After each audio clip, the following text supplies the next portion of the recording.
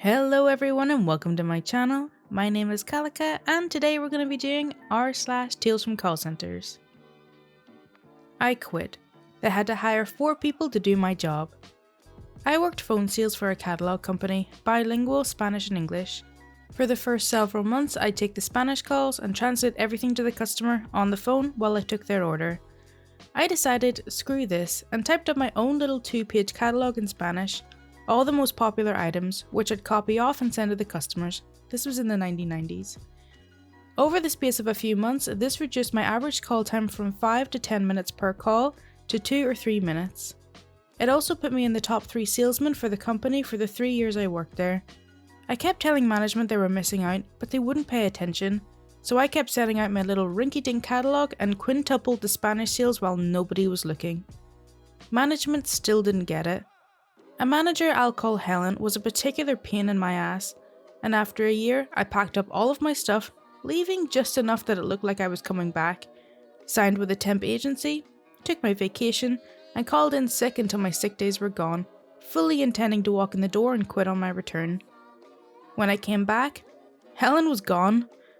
I changed plans and stayed with the company. A year later, and a manager I'll call Helga was causing me just as much pain as Helen ever did. I packed up all my stuff, signed with a temp agency, took my vacation. Well, you get the picture. I walked in the door, and Helga was gone, leaving me the snippiest, pettiest, most immature middle school drama-inspiring parting letter I've ever seen. I decided to stay. Another year went by, more drama. It was a call centre after all. And I decided I'd finally had enough of being treated like a peon.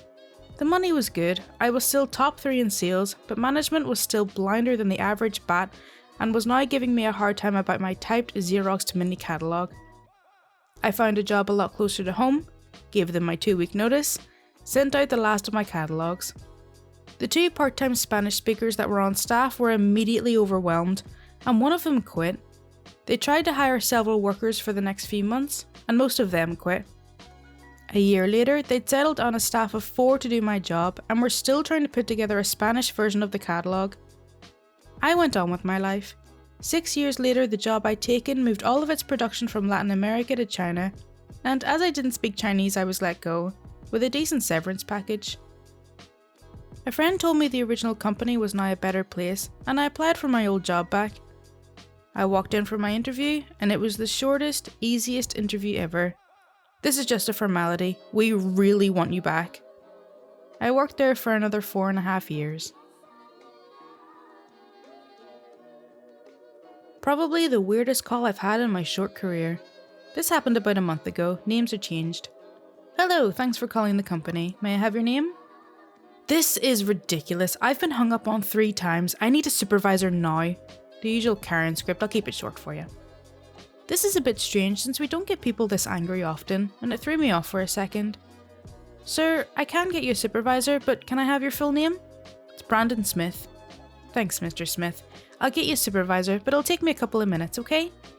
And he wishes some more. Can you try and help me then? Me to myself, oh crap. Yes, absolutely, I'll be glad. I started looking at the account and noticed the information entered on the IVR is for a 14-year-old boy named Brandon Smith. There's no other Brandon Smith on the account. Sir, I'm seeing here Brandon is 14 years old. What is your name? My name is Ryan Smith. I'm his father. I'm not on the account. He could have told me that at the beginning and there would have been no issue. I can give him the information. But now I don't really know who I'm talking to. I'm sorry, sir, but I need to confirm this with the account owner, which is his ex-wife. Do you think we can give her a call and confirm this? Yes, let me call her, please hold. And about 15 seconds later, I talked to her and she said yes.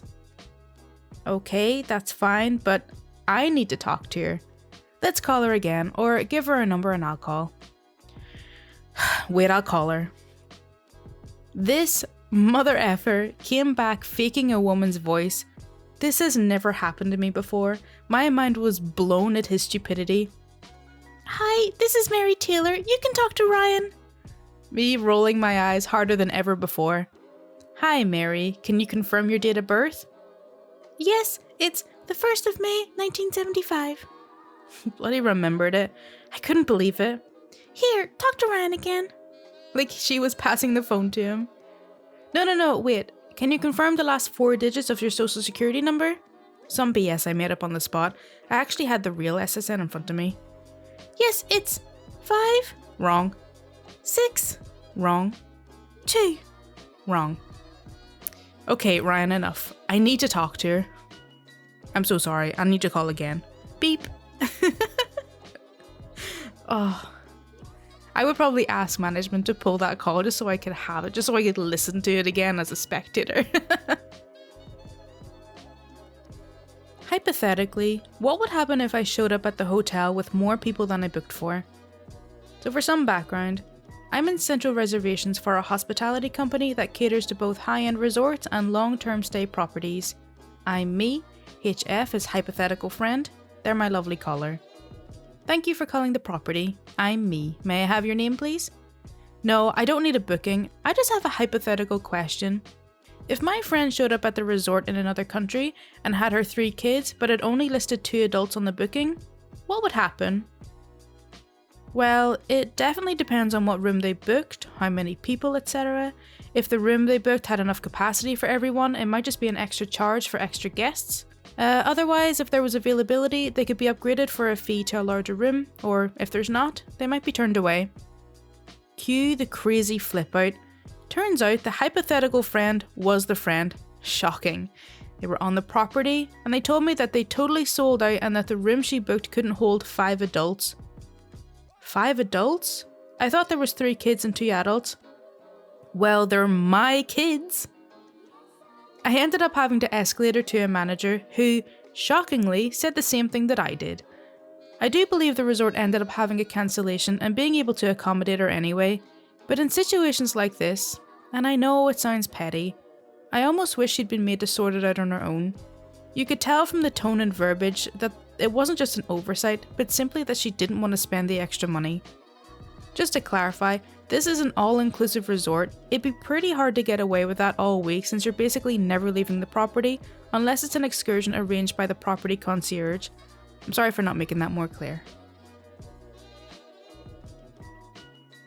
Just a trigger warning before the last story here, it does contain domestic violence. So if that's something that makes you uncomfortable, please click off the video and I'll see you in the next one.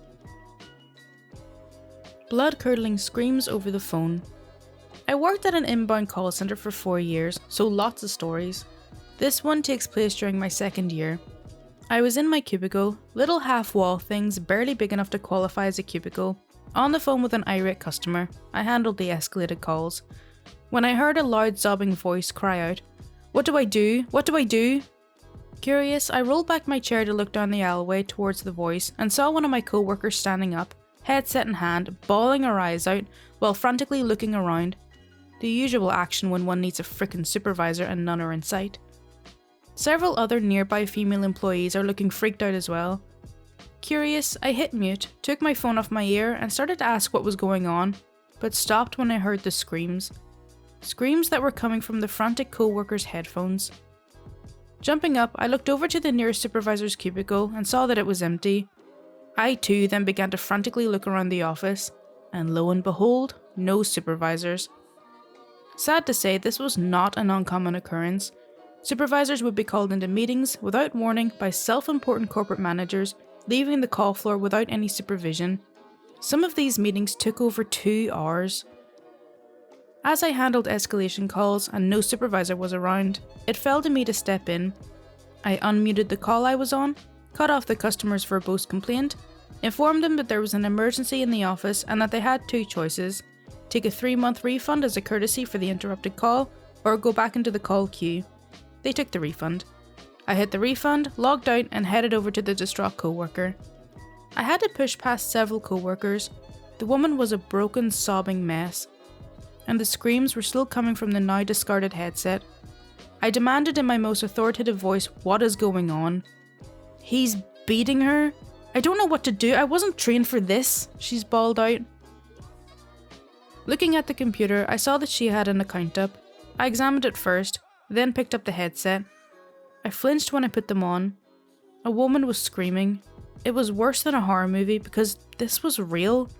The woman was screaming, "I'm sorry, I'm sorry, I'm sorry," at the top of her lungs, and behind her voice you could hear a man calling her all the worst names one could call a woman, and what sounded like belt hitting flesh, again and again and again. I then spun back on the crying co-worker, grabbed her shoulder to get her undivided attention, and demanded to know what happened on the call.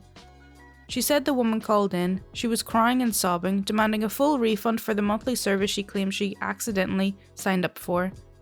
Then a man started cussing her out, claiming she had stolen his credit card, and then began beating her.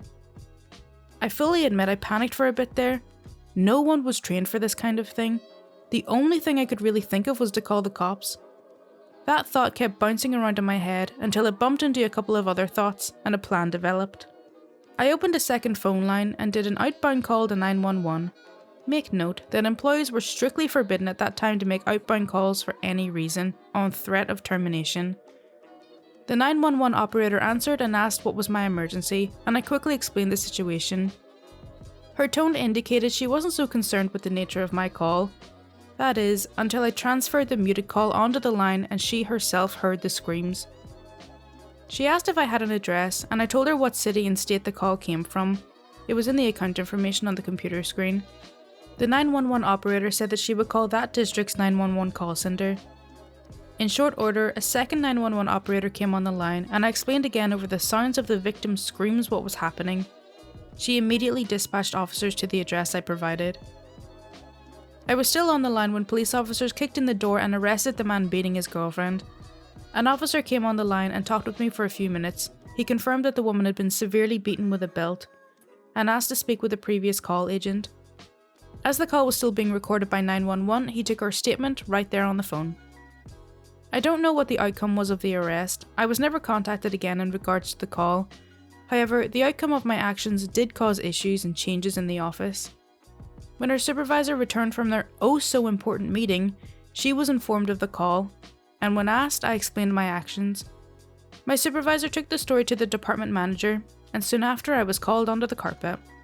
The manager started chewing me out for making an outbound call, for making an outbound 911 call, and for handling a call that should have been handled by a supervisor. Then started threatening to fire me. I completely lost my crap. The end results. The manager was terrified of me from that day onwards, always made supervisors handle any issues that I was involved in.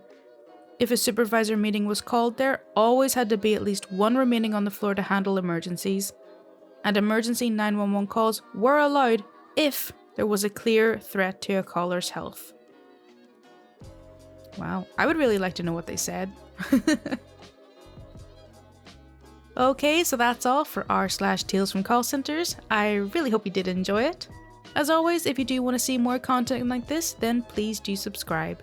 Any support is greatly appreciated. Thank you so much for watching. Bye!